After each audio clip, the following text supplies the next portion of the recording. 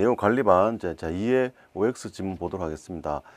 자, 이번에는 지문이 물론 너무 자주 빈출되는 지문은 의도 조금 빼고요.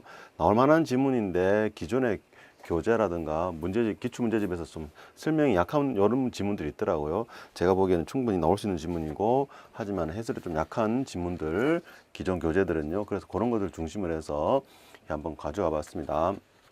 자, 살라몬은 형평성에 대한 고려가 특히 중요한 경우에는 간접적 수단이 직접 수단보다 적절하다고 한다 했는데, 저기 보면 간접적 수단하고요, 요 직접적 수단 요 자체를 뭐냐 묻는 문제도 시험에 나왔었습니다. 그렇기 때문에 여러분은 여기서는 두 가지 스타일 문제를 가져가시죠. 요 지문 자체 하나고요. 그 다음에 여기 나오는 밑에 표가 나오는 직접적 수단하고 간접적 수단을 구분하는 거, 요거 두 가지 스타일 문제를 가져가시 바랍니다. 자, 형평성이 중요한 경우인데요. 간접적 수단은 요 상대적으로 물론 이제 정부가 어느 정도는 개입을 하긴 하지만은 상대적으로 여기는요, 어떤 시장의 논리라든가 또는 민간의 논리가 더 강한 영역이고요. 직접적 수단이라는 것은 말 그대로 정부가 그죠?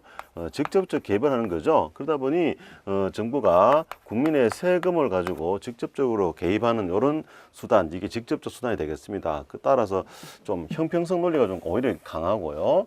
그리고 반대로 시장이나 민간을 동원한 어떤 수단이기 때문에 이 경우에는 형평성과는 반대되는 효율성에 대한 고려가 좀 더 강하다고 볼 수 있습니다. 그래서 요거 조심하시 바랍니다.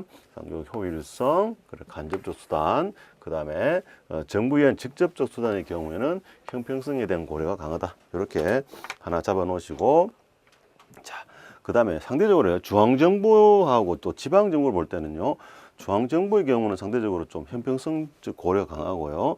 그 다음에 지방정부의 경우에는 상대적으로 또 효율성 영역이 좀 강합니다. 이것도 우리 지방정 가시면 아마 보실 거예요. 항상 좀 정부 중심으로 갈수록 형평성이, 그다음에 또 민간이나 시장의 논리로 갈수록 효율성의 성격이 강하다는 거, 그것도 조금은 그냥 느낌으로 가지고 계시기 바랍니다.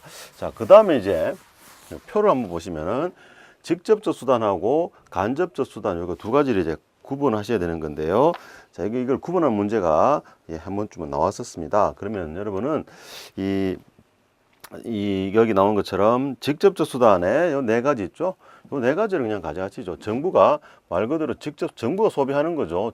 직접적으로 정부가 소비하고, 소비하는 거니까. 그다음에 또 정부가 공기업에 설립하고, 자, 그다음에 직접 대출한다. 정부가 직접적으로 공기업 운영한다든가 규제한다는 건데, 자, 조심하실 게, 여기서는 경제적인 규제는 직접적 수단에 해당합니다만은, 여기 나온 것처럼 사회적 규제는 요 간접적 수단이라는 거, 요거 정도는 조금 구분해 주시기 바랍니다. 그래서 네 가지, 직접적 수단 네 가지 있고 간접적 수단이 있을 때 이렇게 전공 경직이라 해서, 그죠? 이렇게 문자 따셔도 되겠죠.